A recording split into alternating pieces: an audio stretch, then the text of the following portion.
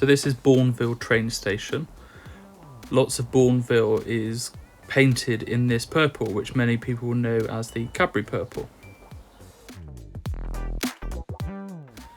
So Bournville was built by the Cadbury family to house all the workers for the factory making the famous chocolate.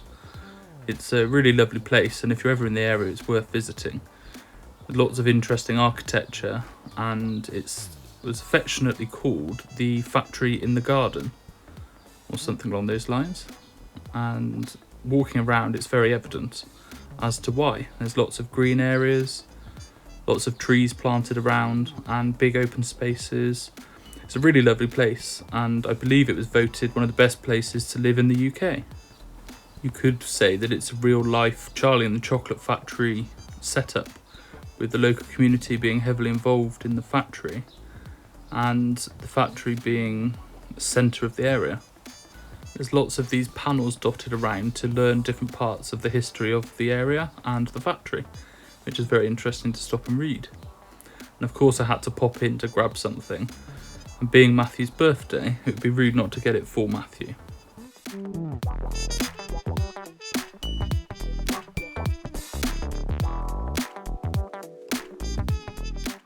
Happy birthday!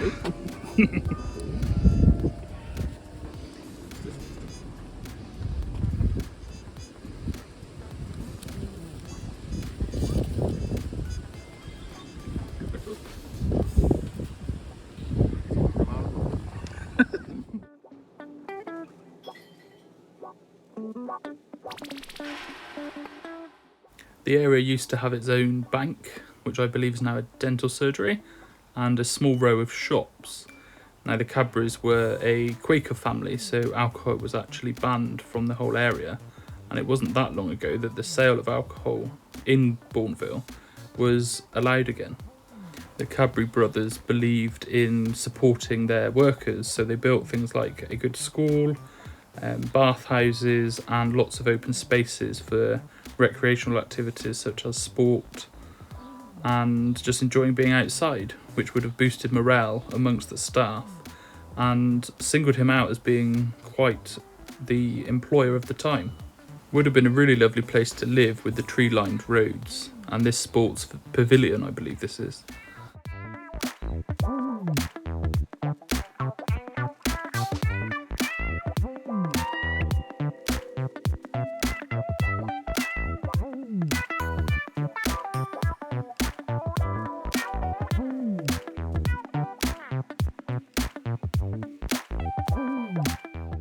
Now, it wouldn't be a trip out with us without visiting a canal, and situated right next to the railway line, the canal would have served Cadburys with its own fleet of narrowboats to move its product and materials to the factory and then the finished product from the factory. Now, we're actually going to walk from Bournville all the way into central Birmingham.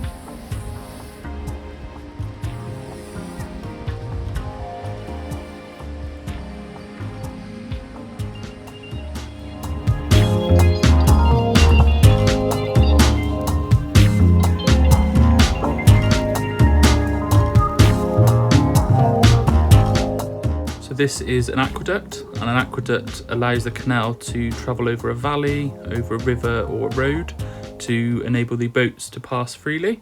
And this particular one is called Aerial Aqueduct, and it was named Aerial Aqueduct after a nearby factory that produced bicycles, motorcycles and cars, but the factory closed in 1963. You quite often find that railways will follow similar paths to the canals, and this was due to the canals being usually built on relatively flat land to avoid having to install locks, which were seen as quite expensive to build. And with most things, with advancements in technologies and systems through very clever people, the railways overtook the canals.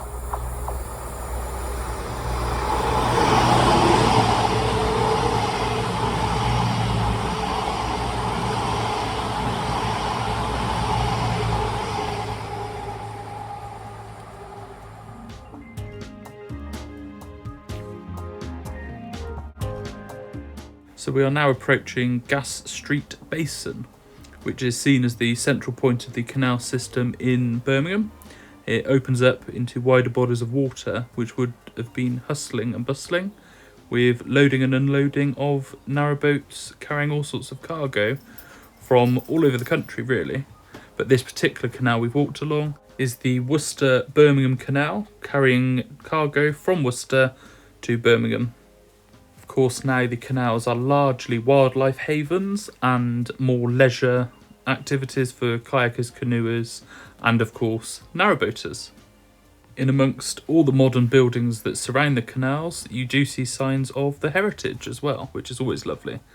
And the way that a lot of places now mix the heritage with the modern, it does create a nice environment to be in. So if you have a local canal, go and explore.